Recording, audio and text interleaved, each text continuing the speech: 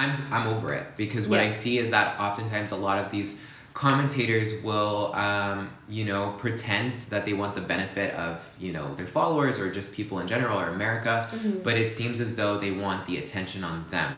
Y'all, if you're not getting your vaccine, I don't want to go to places where I know I could be exposed to unvaccinated people. and if you're still going outside without your vaccine, I will literally fight you.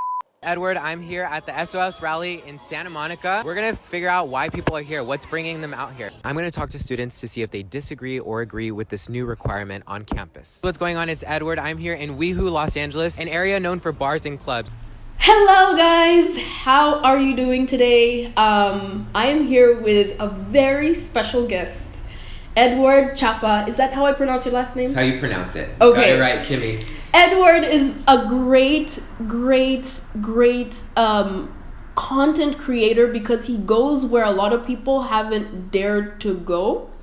He talks about COVID and the vaccine mandates, but not just like talking from your opinion. He facilitates conversations with people on the street who don't always agree with him in a way that's always it's peaceful and cordial. You allow people to express their opinions without feeling ashamed or going out to attack people and make them look ridiculous, like other people, like I don't want to say names, but other people go out on the street and try to make fools out of people. 100%. And I've learned a lot from what you've done. It's definitely influenced some decisions that I've made regarding COVID. Wow. But yeah, please feel free to tell people about yourself. Yeah.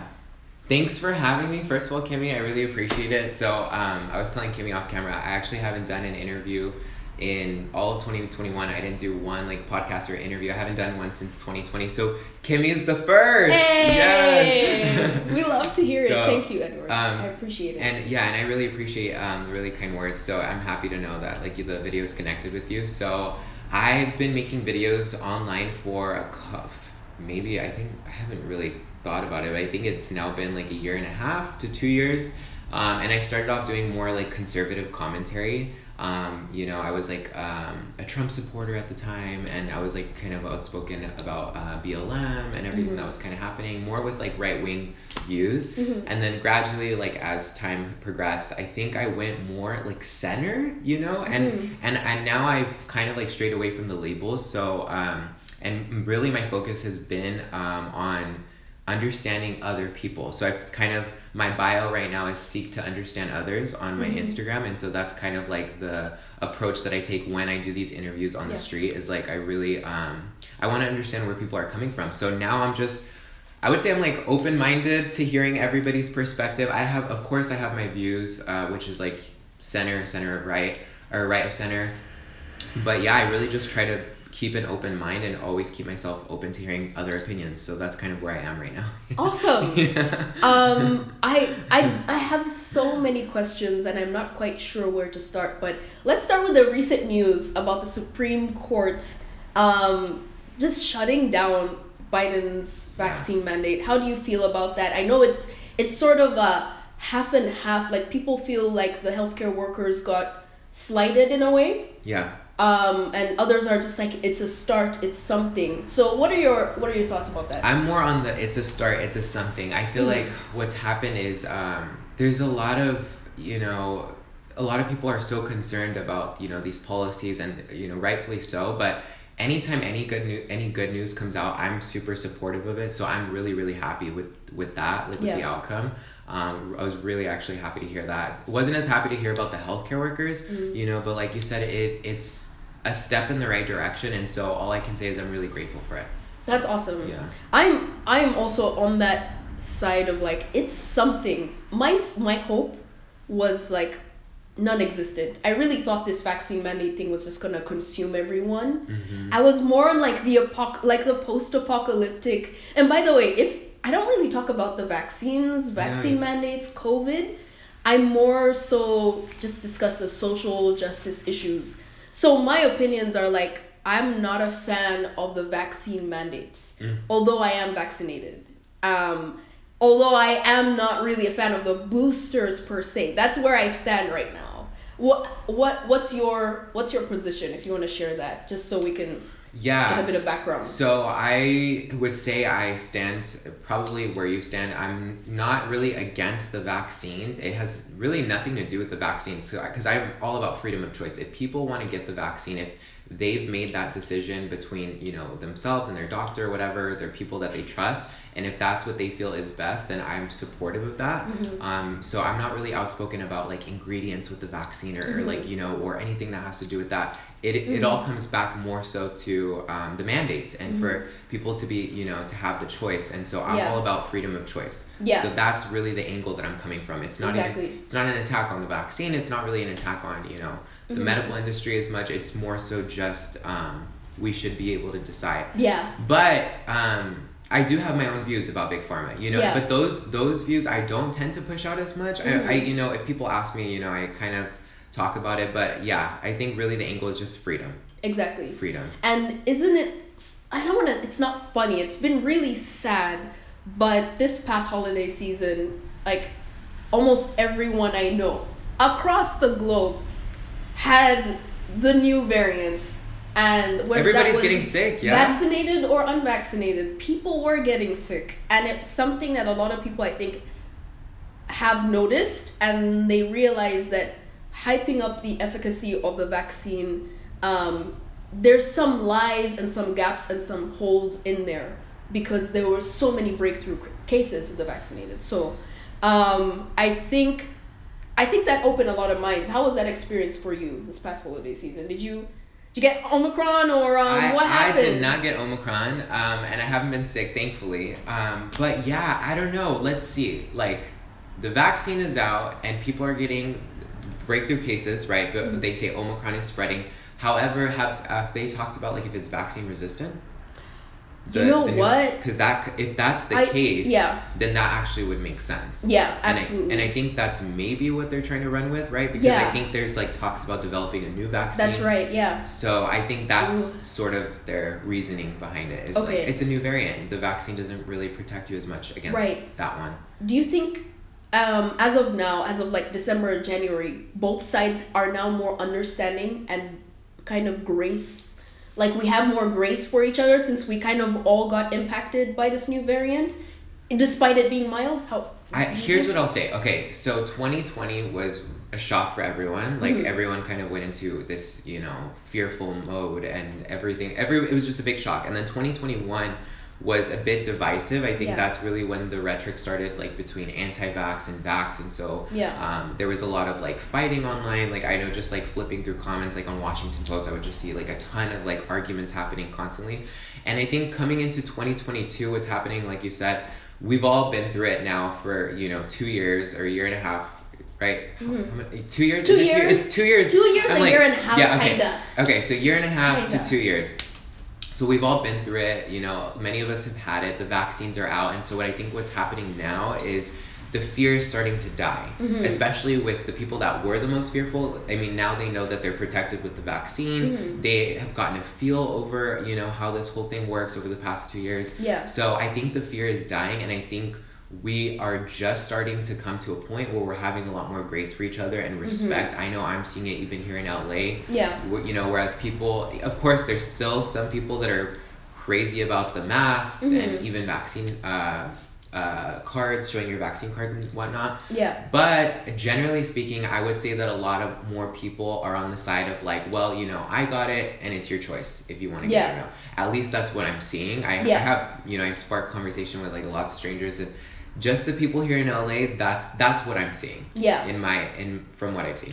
I'm more about freedom of choice. Whether you want to get it or not, that's up to you. I will say this, as far as getting the vaccine, it does protect yourself more than it protects others. So I wouldn't say I necessarily support the enforcing part, but I support getting the vaccine. Honestly, I do agree with it. I feel like it needs to be a mandate so that everyone feels safe to be on campus. I probably wouldn't necessarily mandate it, just because if someone really has a certain opinion and they don't want to get vaccinated for whatever reason, I feel safe enough being a 23-year-old young adult that I'm healthy enough and vaccinated. I feel like I'd be okay if anything kind of happens. It's the right thing to do. We shouldn't be mandated this. For my own self and for everybody who doesn't want this, it goes against our free will. Okay, so I want to talk about your on the street videos. Okay. First of all, what inspired you to do that? Because that was I personally, at least to me, it helped me understand perspectives of people, like regular average people on the street here in Los Angeles, but also did you do other cities? I think you did Texas. I started off, yes, I've done Texas. Yes. I actually, the first episode I ever did was in Hawaii. And That's then, right. Yeah, Okay. and then after that, they were all in LA, and then Yeah. like one of my last ones was in Texas. Yeah. So what inspired that, and how has that journey been for you? So what inspired me was what you just said. I really wanted to understand what your average American, like on the street, you know, just random person I can come across. Hold. Pause for a Sorry. second. Oh my god. I'm so sorry. You know, what motivated me to do the on the street videos was what you just said. I wanted to understand where people were coming from, because, you know, the media was telling me what people were thinking. Like, comments online were telling me how people were feeling, but I thought, are people really as divisive, you know, in person? Are people really as extreme in their views about this? Are they really all the way, you know, on the anti-vax side versus, you know, vax side? Is this huge divide really what's happening? Or are people a little bit more nuanced? Are they willing to hear you out? And so I wanted to see it for myself. So that was really what like sparked that first video. And my first video was about asking Hawaii, or actually we were like in a touristy area, so it's just, you know, people in Hawaii, I wanted to know what they thought about vaccine passports, because that was during the time when we were just starting to entertain the idea. I don't think any had actually been implemented at the time, if I can remember correctly. I don't think so. So not yet. So, So I just wanted to, the conversation was happening, you know, with vaccine passports, so I wanted to know what people thought.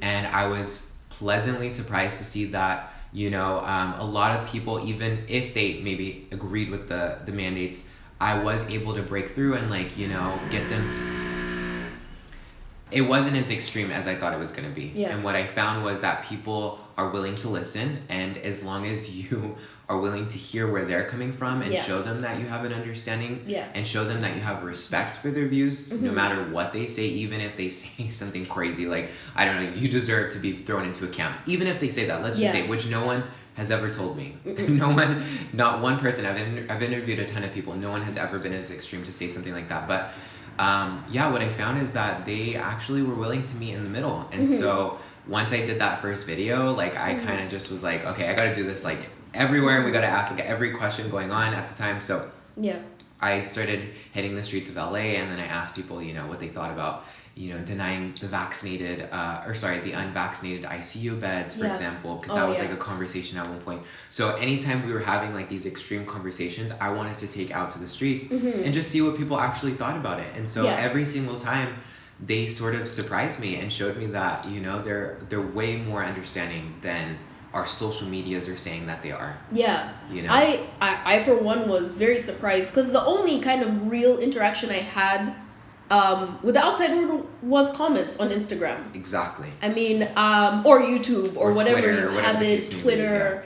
And it was always very like, people seemed fixed, and you would think that they're always gonna believe that one side forever. Exactly. And in my sort of world, kind of coming out of this woke mindset, I don't know if you're familiar with my story, of course, but I used to be very like hyper aware of like microaggressions, and, you know, very sensitive towards issues of race and social justice. And eventually it got to me, and I departed, and I left it. I left that world. I left that mindset. It took a gradual like year of progress, but eventually I walked away. So I know that people can change, right? Absolutely.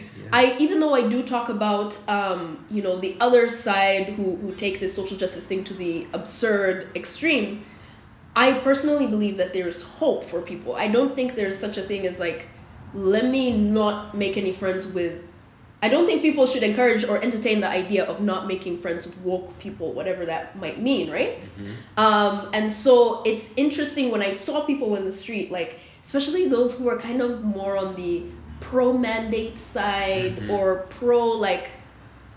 pro-vaccine, pro-mandate. Let's just say like pro-mainstream narrative. Pro-mainstream like narrative, whatever yes. it is that they want are pushing, they sort of support. Yeah. You know? When you ask them questions, like just kind of simple questions to understand their thought process, you could see that light kind of come on in some people, where they're like, yeah, now that you put it like that, exactly. I see what you mean, and I understand what you mean. And you never know that one conversation could begin to open their mind up way more. And so what you did on the street and both for other people to see online kind of breaks that stereotypical, like, one side, if you believe one side, you'll always be that one side. So let's talk about division in general when it comes to media. Let's talk about it. What are your thoughts on that? And this sort of thing of like my side, your side, us versus them. I think division is a very toxic trait for us, not only as Americans, but just us as humans, and you know, just like for our own, you know, sanity and peace. I think it takes away from that. Yeah. Because oftentimes what's happening with news and headlines and, you know, this thing's trending and this social media starts talking about this or this influencer's talking about this, is oftentimes it's fueled by fear and division. So that's how they capture your attention, right? If I go on camera and tell you, you know, this person just said this and look how crazy they are and they want to come after your rights or they want to infringe on your health or whatever the case may be, it's always sort of like stems from fear. Yeah. And it's a way to get people to react. It's a way to get them to listen, because when we're fearful, we feel we have to listen, right? It's like our survival instincts kick in. So I'm over it, because what I see is that oftentimes a lot of these commentators will, you know, pretend that they want the benefit of, you know, their followers or just people in general or America, but it seems as though they want the attention on them, right? And so they have the influence, they have the platform to kind of help heal the divide and sort of bring us together, get us, you know, talking with respect and, you know, treating everybody respectfully. But I think there's just so much hate online, and I'm over it. What do you think?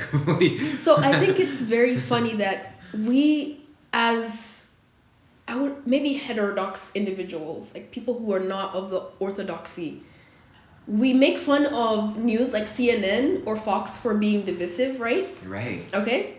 We'll be like, oh, you know, like she's about to spill the tea. They're all about ratings. Yeah. You know, we're like, oh, yeah, they make money off of division. But I've noticed that on like the influencer tier of things, there is a sort that bleeds into this world. And I, for one, I'm just being honest, like I sort of fell into that a little bit, where it sort of became us versus them. And I took on that media pattern of sort of feeling like the division was good and the division was gonna, you know, the division was something to look forward to. However, I realized that that's not the goal. I kind of want to foster forgiveness, and that's not always going to be the most incendiary title. That's not always going to get the clicks. Exactly. You're not maybe going to be popular if you want to talk about respect and unity. Exactly. You know what I mean? Right? Like, no one's going to, you know, it's not the sexiest thing. Right. Has that been true in your case as well?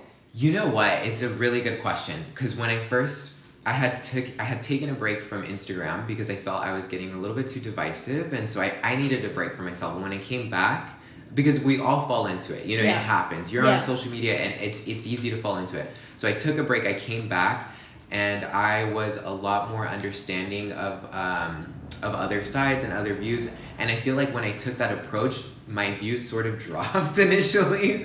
Like I didn't get that same like sort of response as I used to. But then actually what kind of helped grow my channel again was doing the on the street videos. Yeah. So there is a way to, you know, if you're like a social media influencer and maybe you depend on it for income, there's definitely ways to still support yourself without the fear. You know what I mean? And I've seen it with myself. So that was a little concern, but at the same time, I didn't really care if I wasn't going to be popular anymore. I just wanted to do what was right. Yeah. And the on the street videos, I was pleasantly surprised to see they did actually garner good reaction from people. And you know, I think I have like maybe 10 on the street videos, and they have like 1 million plus streams or views and stuff. So they've done that's amazing, better than any of my other videos, honestly. That is so amazing. Unity actually maybe it does work, and maybe it does sell. Yeah, the new thing. That's the new thing. And you've done a great job of even moderating the comments, because like sometimes people start attacking,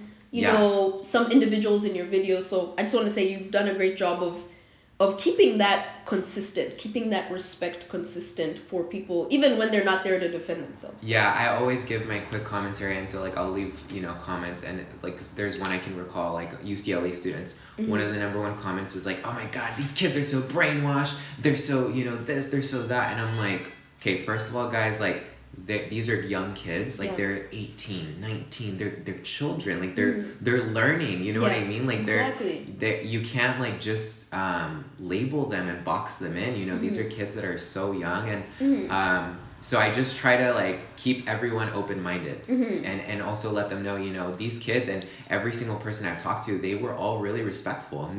I didn't have a fight with anyone. I haven't fought with any person I've ever interviewed. Every single person I've interviewed, I've always ended the interview with a handshake or a hug. And so it's always been respectful, and I always just try to reiterate that to the audience so that they can kind of sit with that and realize, maybe I should just have respect for their opinion instead of just calling them names and thinking that they're stupid and I'm smart. And that's effective for like them kind of changing.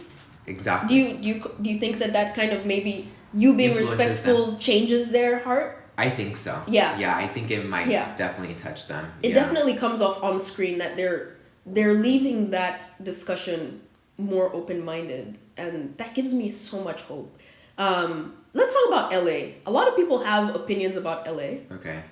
Well, it's a bad city in some respects. People are very, very, very. Personally, I support it. I'm vaccinated. I got my vaccine lamination card right here. I think it's unconstitutional. I wouldn't put this on social. They shouldn't come out. Don't you see it as discrimination? Wait. Discrimination against what? You call it mainstream thinking. But I saw recently on your stories that a lot of restaurants and coffee shops are not really, we don't want to put them on blast per se so that they get like their license revoked or whatever, but like they're not enforcing the mask mandate. They're not really trying to enforce like the vaccine card showing thing. So there's a little bit of, do you think there's hope for Los Angeles and Angelenos in general? Okay, so Los Angeles, there is no doubt about it that we have a plethora of people that are super pro mainstream narrative. They, whatever the mainstream media says, they sort of just like, copy and follow, and that's how they view the world. So that's definitely happening. But as I was saying earlier, we're going into year 3, and so the fear has died. People are vaccinated. They themselves feel protected. They might have caught Omicron and realized that it wasn't as severe, and so, the fear is dying. And so I think there's hope. I think what's happening with a lot of these businesses and what's happening with, just your everyday Los Angeles, would you say Los Angeles? Angelenos is they're getting to the point where they really just don't necessarily care what you do. If that's on, and that's what I saw. I just filmed an on the street video in WeHo, like so the bar area. A couple of days ago, and most of the answers that I got were, we don't necessarily agree with the mandates, but they come from a place of like, the businesses are doing what they must in order to stay open. So they're understanding of why businesses have the mandates, but they don't necessarily agree with them. And they themselves feel protected, so they're not really concerned with other people and what their decisions are. That's at least what I've been hearing recently. And so I think, like I said, it really has to do with the fear that's starting to die down. Exactly. And I think people are starting to think a little bit more clearly and realize that it's unrealistic to expect that every single person is going to be vaccinated. It's not something that's in their control. Exactly. So I think people are starting to accept that. And so I definitely do think that there's hope. We just got to change it on the policy level, because the county is the one that's enforcing these mandates. It's not necessarily these business owners. It is, it's the county. And so, I did a story recently where I was able to find businesses where I can walk in without a mask, and they didn't really give me anything about it. Or, a bar or a restaurant that is supposed to enforce the vaccine cards let me sit down, without giving me any problems. So people not everyone agrees with that, know, and it just because their business might have the sign, it doesn't necessarily mean that they are in support of it. They just want to stay open. And so I do have hope. I definitely have hope. Absolutely. I have hope as well. Do you think people were fed up with LA should leave LA, or do you think they should hang in there and stay? Oh, that's such a hard question. Okay, I can just speak for myself. I'll say I'm here to stay. I'm here to fight. Yes. I'm here to maybe not even necessarily here to just spread the truth. You know what I mean? Here to have conversation. Here to do whatever I can. Do my part. I don't intend on leaving, but at the same time, I think it's situational. So I think if you have children and you're concerned about maybe you know the stuff that's going on at school with the mandates or even some of the curriculum, you know, there's definitely valid concerns, and so I'm not gonna be upset at people for like wanting to leave. Like I totally get where they're coming from, but like for me, I don't plan on leaving California. I love California. I was born and raised here. Like my family's here, so I'm not going anywhere. Like personally, that's awesome. At least not right now. I don't Yeah, have any for the plan. time being. For the time being, as of right now, I don't have any plans to leave. So okay, that's awesome. I agree. I mean, I moved here like 8-9 years ago, and I think yes, if you have children, you have a family, it might not be the best place, but there are pockets of people who think differently.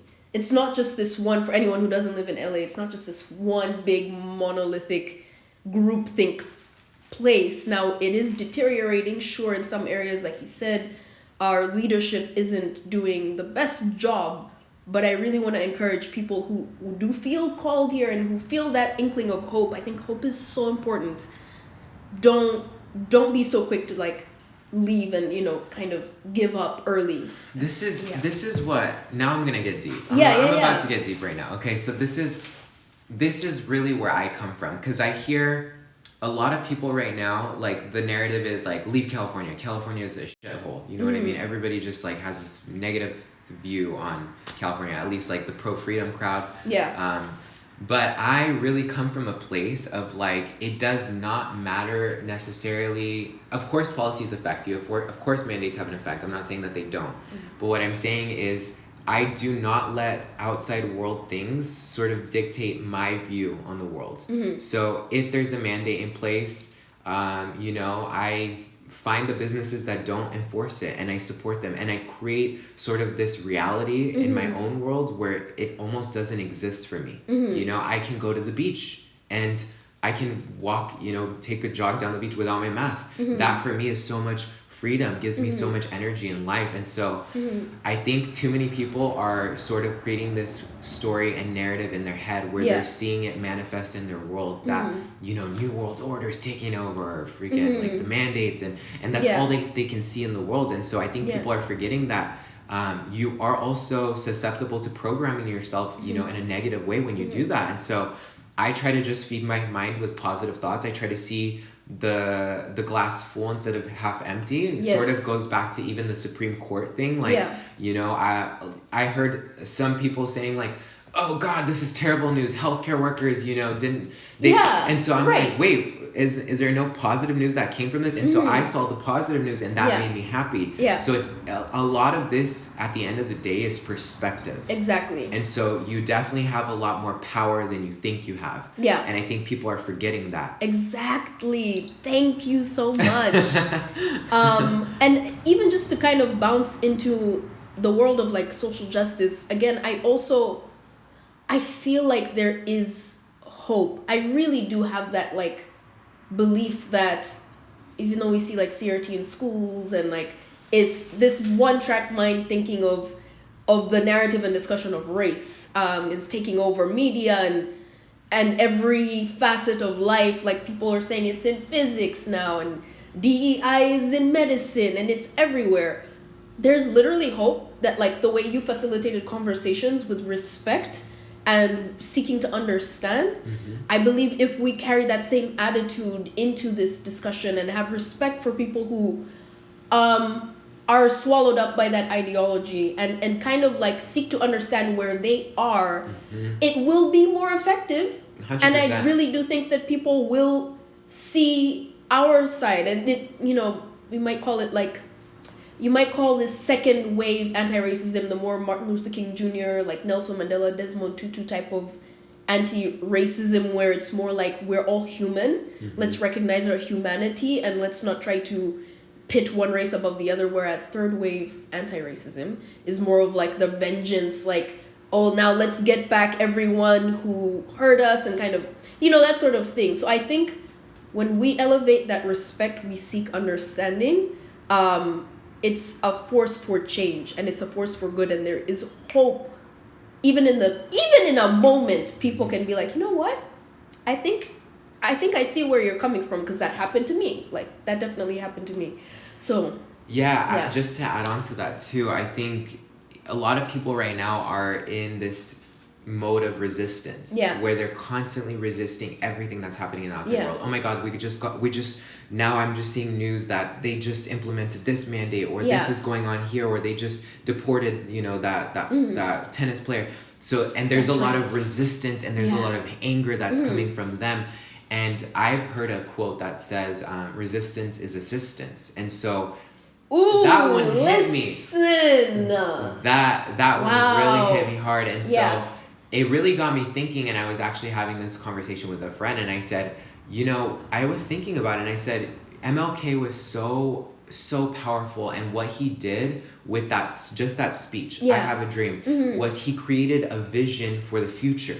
He told a story and raised the belief of something that had not yet existed at that time. Come on. And he raised the belief in everyone else. And so what I'm seeing is, people think by resisting that they're being effective, when in reality it's only assisting whatever, is going on. You have to create your own reality. You have to preach a new vision. You have to spread, the idea of something new with passion. And that's really how we create a new world. It's not through fighting, it's through being a visionary. And so that's really like what I believe. Yeah. And it's ironically it's MLK Day today. So is it really? No way. Oh my goodness. That's so crazy. Well, I did not know that, guys. I promise you. That's crazy. That is crazy. I love that. Wow. Thank you for sharing that. Resistance is assistance. Resistance is assistance. I'm gonna print that out. That one really hit me. Yeah. You identify as gay, right? I don't identify as anything.